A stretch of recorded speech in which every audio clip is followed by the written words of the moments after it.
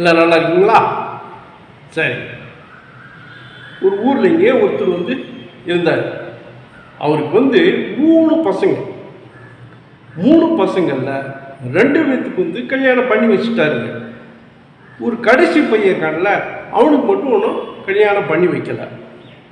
நல்ல விதமாக குடும்பம் வந்து நடத்திக்கிட்டு ஓடிக்கிட்டு இருந்துச்சுங்க. ஒன்றும் பிரச்சனை இல்லை, நல்லா சந்தோஷமாக இருந்தார்.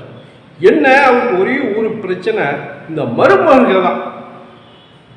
இந்த 2 மருமகள்கள் இருக்காங்களே, இவங்க அடிக்கடி அம்மா வீட்டுக்கு போகிறேன்ட்டு கிளம்பிடுவாங்க. ஒன்றும் சொல்ல முடியாது. நீ இப்போ மருமகள்கிட்ட வந்து அம்மா வீட்டுக்கு போகிறேங்கிறவள போவேன்னு சொன்னேன்னா ஆகும்.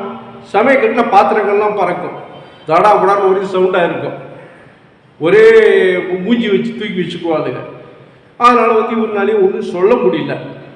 அதோட போவேன்னு சொன்னால் 1க்கு 2 வீட்டுக்காரங்கள்ட்ட வேற புருஷன்ட்ட வேற யாரும் போட்டு கொடுத்துருவாளுங்க. அதனால் போன்னு சொல்லி அனுப்பிச்சிச்சாரு. ஆனால் இதுதான் ஒரு பெரிய பிரச்சனைங்க. 2 மருமகளும் சேர்ந்த மாதிரி நான் வந்து அம்மா வீட்டுக்கு போயிட்டு வர்றேங்க அப்படின்னு சொல்லி கிளம்பிடுவாங்க.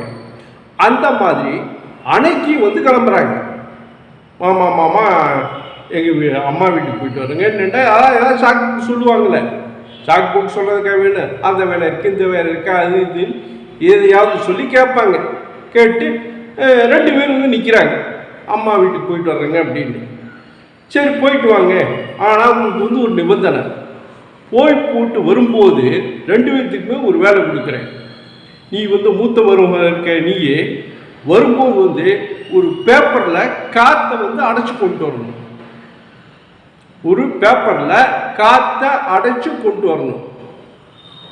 நீ வந்து இருக்கல, நீ வந்து ஒரு பேப்பரில் தீய நெருப்பை வந்து கட்டி கொண்டுடணும். வரும்போது வந்து இந்த மாதிரி கொண்டு வந்தாதான் உங்களைய அடுத்த தடவை உங்கள் அம்மா வீட்டுக்கு நான் அனுப்பிச்சி வைப்பேன் அப்படின்னு சொல்லி கரெக்டாக சொல்லி 2 மருமகளையும் போக சொல்லிடுறாங்க. கிளம்பிடுறாங்க. அவங்க வந்து முன்ன கிளம்புறதான் பார்க்குறாங்க. நம்ம எப்படியா அம்மா வீட்டுக்கு போகணும், இந்த பிரச்சனை நம்ம அப்புறம் பார்த்துக்கலாம், இன்னும் தப்பிச்சு போயிடுவோம்னு சொல்லி போட்டு 2 பேரும் அம்மா வீட்டுக்கு கிளம்பி போயிடுறாங்க. போயிட்டு எல்லாம் ஒரு வாரம் ஆயிடுச்சுங்க. புருஷன் வீட்டுக்கு திரும்பி வரணும். அப்போ தான் வந்து உங்களுக்கு இந்த கவலையே வருது. அடடா, மாமா இப்படி சொல்லி விட்டாரு, எப்படி கொண்டு போகிறது? 2 பேரும் ஒன்றா சேர்ந்து கிளம்பி வந்துக்கிட்டு இருக்காங்க. ரோட்டில் வந்து இதை பற்றியே பேசிக்கிட்டு புலம்பிக்கிட்டு வந்துக்கிட்டு இருக்காங்க. வந்துக்கிட்டு இருக்கும்போது தாப்பில் வந்து ஒரு பொண்ணு ஒன்று வருதுங்க. என்ன புலம்பிக்கிட்டே போகிறீங்க அப்படிங்கும்போது விவரத்தை சொல்கிறாங்க. இந்த மாதிரி வந்து எங்கள் மாமா வந்து சொல்லி விட்டாங்க, அது எப்படி செய்கிறது என்னென்னு ஒன்றும் புரியல அப்படின்னு சொல்லி சொல்கிறாப்புல. என்ன சொல்லு, விவரமான சொல்லுங்கள். இந்த மாதிரி மூத்த மருமகள் சொல்லுது, என்னைய வந்துங்க பேப்பரில் காற்றை அடைச்சி கொண்டு சொல்லியிருக்காரு. பேப்பரில் காற்று அடைச்சா ஒன்றும் இல்லை, ஒரு பேப்பர் எடுத்து அந்த பேப்பரில் விசிறியை செஞ்சு கொண்டு போகும் அப்படின்ட்டாப்புல. ஆகா, நல்ல ஐடியாவாக இருக்க. சரி, அப்புறம் உனக்கு என்ன சொன்னாரு? எனக்கு வந்து ஒரு பேப்பரில் வந்து நெருப்பை வந்து கட்டி கொண்டு சொல்லியிருக்காப்புல. அப்படியா? ஒன்றும் இல்லை, ஒரு சிம்னி விளக்கு வாங்க, சிம்னி விளக்கு வாங்கி அதை வந்து ஒரு பேப்பரில் சுற்றி கொண்டு போய் கொடுத்துரு. அப்படியா? இதே தான் அவர் சொன்னது.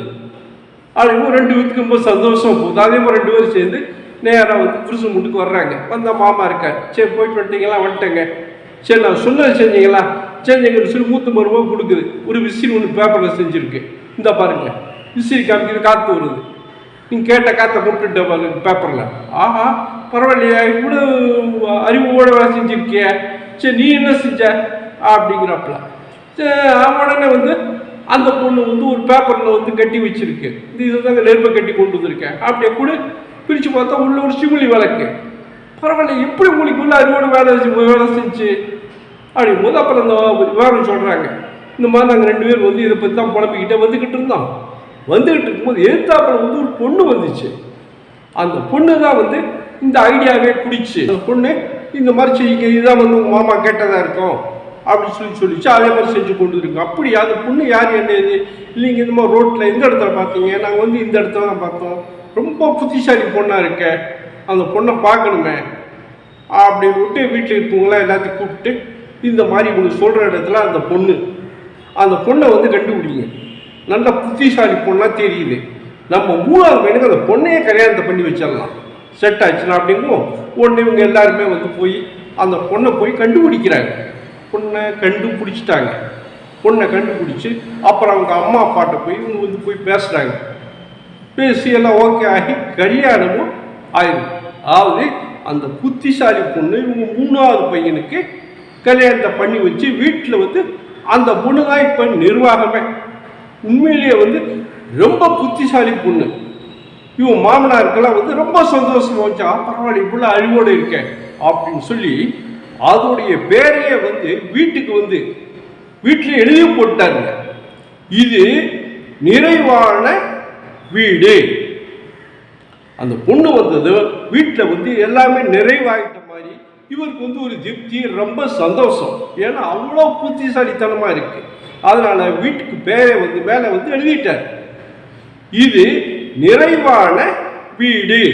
ஒரு நாள் வந்துங்க அந்த பக்கமாக வந்து ஒரு சாது ஒருத்தர், இந்த ரோட்டில் அவங்க வீடு இருக்குல்ல, அந்த வீட்டு வழியே ஒரு சாது ஒருத்தர் போகிறாரு. போகும்போது இந்த வீட்டை பார்க்குறாரு. பார்த்தா இதில் வந்து போட்டிருக்கு, எழுதி போட்டிருக்கு, இது நிறைவான வீடு.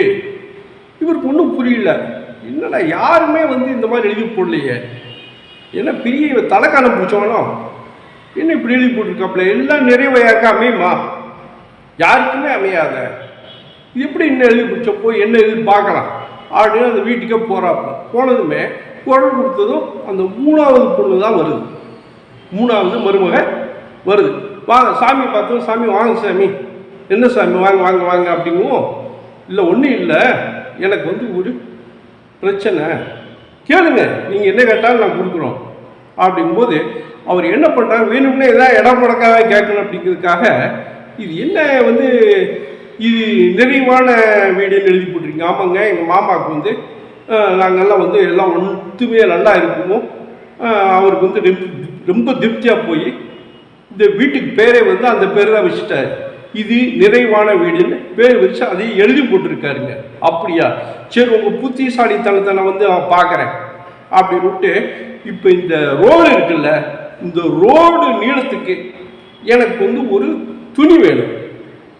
இந்த ரோடு எவ்வளவு நீளம் இருக்கோ அந்த நீளத்துக்கு எனக்கு வந்து ஒரு துணி வேணும். அந்த துணி நீங்கள் இப்போ கொடுக்கலன்னு வச்சுக்கோங்க, நான் வந்து சாபம் போட்டு போயிடுவேன். சாமி சாமி அப்படிலாம் செஞ்சிடாதீங்க சாமி, நீங்கள் அதானே கேட்குறீங்க, நான் வந்து கொடுக்குறேன். ஆனால் இதோடைய இந்த ரோட்டோட ஆரம்பம் எங்கே இருக்குது, முடிவு எங்கே இருக்குது அப்படிங்கிறது எனக்கு தெரியாது. ஏன்னா அந்த நீளத்துக்கு நீங்கள் கேட்குறீங்க, அதை வந்து அளந்த அந்த நீளத்தை சொல்லுங்க, நான் வந்து உங்களுக்கு துணிவை தயார் பண்ணி தர்றேன் அப்படின்னு. ஆஹா, இந்த பொண்ணு ரொம்ப பிரில்லியன்ட் போலது, ரொம்ப புத்திசாலி தான் போலது.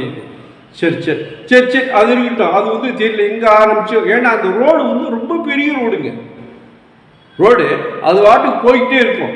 அதே மாதிரி எங்கெங்க அந்த ரோடு வருதுங்கிறது தெரியாது.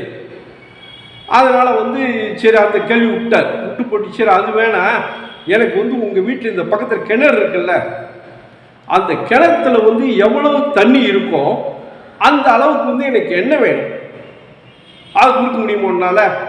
என்னங்க சாமி, அப்புறம் நீங்கள் கேட்கும்போது வந்து நான் வந்து கொடுக்க முடியாதுன்னு சொல்ல முடியாத, அப்புறம் நீங்கள் சாப்பிட வேற விட்டுருவீங்கல்ல. அதனால அந்த கிணத்துல இருக்கிற தண்ணி அளவுக்கு வந்து நீங்கள் வந்து என்ன கேட்குறீங்க, நான் கொடுக்குறேன். ஆனால் அந்த கிணத்துல எத்தனை ஆளாக்கு தண்ணி இருக்குன்னு எனக்கு சொல்லுங்க, நான் வந்து உங்களுக்கு என்ன தர்றேன். இதுக்கு வந்து அது சாது வந்து முழிக்கிறாரு. ஆமாம், எப்படி அளந்து சொல்கிறது, நம்ம அப்படி எடுத்து அளந்தாலும் அளக்க அளக்க ஊறிக்கிட்டே இருக்கும் தண்ணி, எப்போ அளந்து முடிக்கிறது. சரி சரி நீ பரவாயில்ல, வந்து ரொம்ப புத்திசாலித்தனே தான், நான் வந்து புத்திசாலி பொண்ணு நான் ஒத்துக்கிறேன். இப்போ பாருன்ட்டு ஒரு பறவை ஒன்று பறந்து வருது, அதை வந்து டக்குன்னு பிடிக்கிறாரு. பிடிச்சி இப்போ இந்த பறவையை நான் கையில் வச்சிருக்கேன்ல, இப்போ இது விட்டா வீட்டுக்குள்ளே போகுமா வெளியே போகுமா அப்படின்னு சொல்லி கேட்குறாரு. கேட்கும்போது என்னங்க சாமி இப்படி கேட்குறீங்க, இப்போ நான் இங்கே இருக்கேன், நான் வந்து வீட்டுக்குள்ளேயும் இல்லை வெளியும் இல்லை, நடுவில் நின்றுக்கிட்டு இருக்கேன். இப்போ நான் வந்து நீங்கள் வந்து முக்காலமும் தெரிஞ்சவங்க, அது எனக்கு தெரியும், என்ன ஏற்கனவே நடந்திருக்கு, என்ன நடக்க போகுது எல்லாமே உங்களுக்கு வந்து ரொம்ப சரியாக தெரியும். சரி இப்போ நான் இங்கே நிற்கிறேனே, நான் வந்து வீட்டுக்குள்ளே போவேனா வெளியில் போவேனா சொல்லுங்க. இவர் முடிக்கிறார். நம்ம வந்து வீட்டுக்குள்ளே போகணும்னு சொன்னால் அந்த பொண்ணு வெளியே போயிடும்.